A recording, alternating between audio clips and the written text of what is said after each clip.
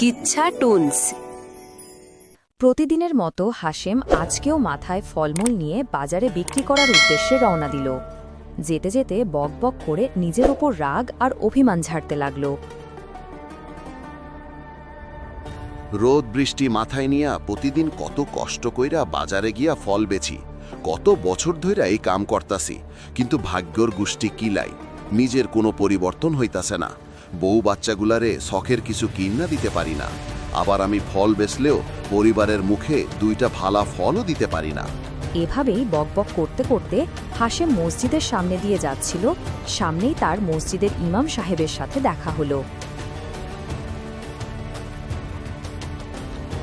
ইমাম সাহেব হাশেমকে দেখে বুঝতে পারল সে কোনো একটা অস্থিরতার মধ্যে আছে। সে তাকে ডাকে জানতে চাইল কি হয়েছে। আসসালামু আলাইকুম হুজুর, কিছু কইবেন আমারে? কি ব্যাপার হাশেম, তোমারে খুব অস্থির অস্থির লাগতাছে, কি হইছে? আর কইয়েন না হুজুর, দিন রাত এক কইরা কাম করি, এই সকালবেলা বাজারে আহি আর রাইতের বেলা বাসায় যাই।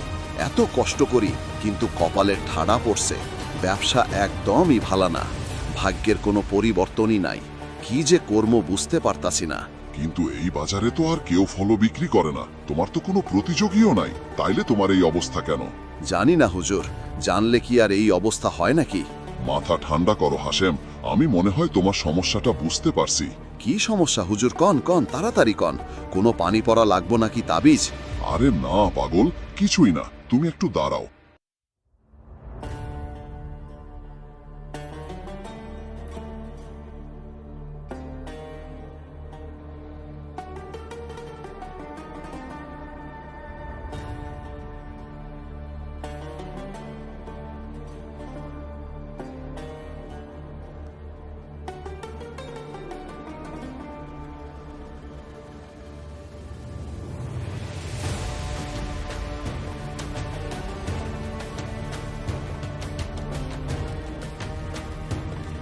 এই নাও। এইটা কি? এইটা তো দেখি একটা গাছের চারা। তোমার যেই রোগ, এটা দীর্ঘমেয়াদী রোগ, এটা সবচেয়ে উত্তম চিকিৎসা এইটা। তুমি এই গাছের চারাটা বাসায় গিয়া লাগাইবা, আর চারাটা বড় হইলে আমার কাছে আইবা, আমি তোমারে তোমার সমস্যার সমাধান বইলা দেব। ঠিক আছে, দেন দেখি। এই গাছের চারা দিয়া যদি কপালের কালি মুছা যায় তাইলে তো ভালোই। হাশেম বাজারে গিয়ে ফল বিক্রি করে এরপর চারাটা নিয়ে বাসায় গেল।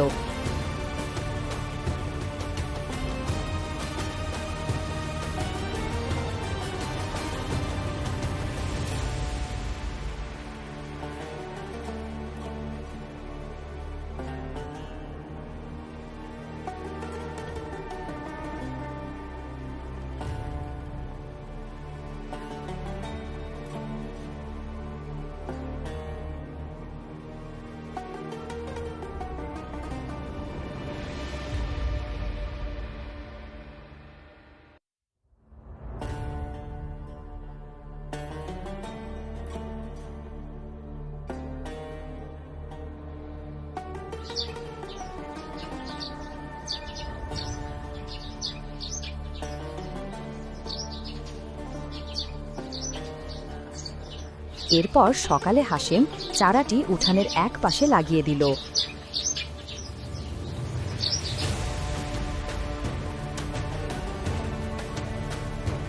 এক বছর পর চারাটি থেকে কেবল 2-3টি পাতা বের হলো। হাশেম খুব অবাক হয়ে গেল। এক বছরে মাত্র 2-3টি পাতা? হুজুর, আমাকে কি একটা গাছের চারা দিল? এই গাছে ফলন হইতে হইতে আমি কবরে চইলা যামু।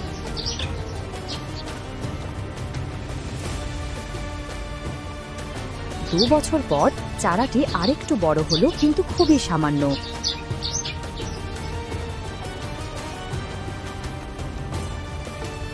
3 বছর পর চারাটি আরেকটু বড় হলো, কিন্তু এইবার আর হাশেম আর ধৈর্য ধরতে পারল না। সে রেগে গেল। দূর হুজুর, কিসের একটা চারা দিয়েছে, এটা তো আমার থেকেও অপয়া। হাশেম গাছের চারাটি কেটে ফেলে দিল।